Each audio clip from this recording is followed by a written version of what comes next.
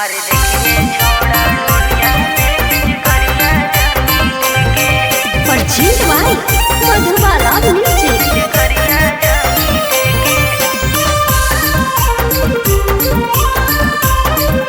अरे देखिए छोड़ा दुनिया में पिचकारियां जानी के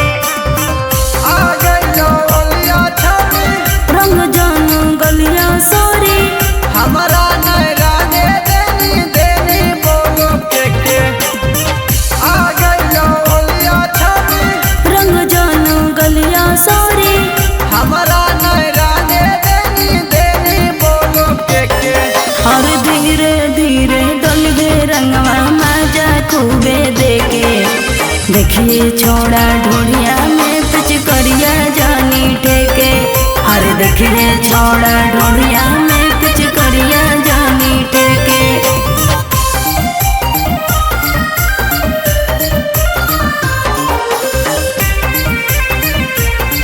पिचकारियां जानी के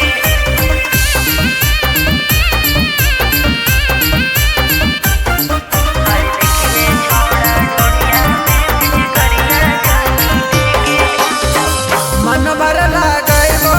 सोहम तोरा रंगवा गे लग जाई तो पहला जो भेगो तो वाला नवारे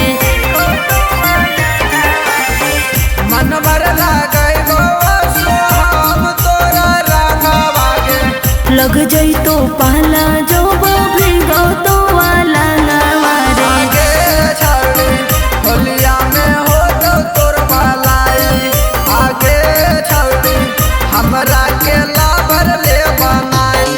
और धीरे धीरे डलगे रंगवा मजा खूबे देके देखिए छोड़ा ढोलिया में पिचकारियां जानी ठेके और देखिए छोड़ा ढोलिया में पिचकारियां जानी ठेके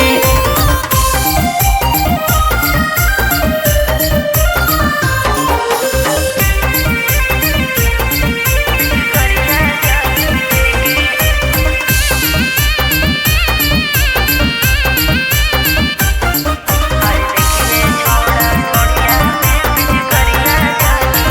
के राजेश गोविंदा करता लाल पियर चोलिया गे बोलना रे छोड़ा गुडो सन बोलिया रे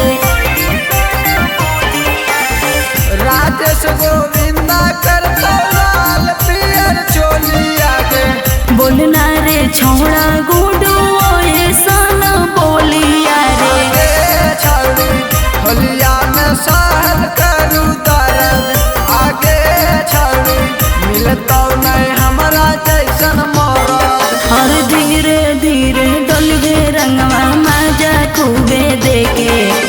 देखिए छोड़ा ढोलिया में पिचकारियां जानी ठेके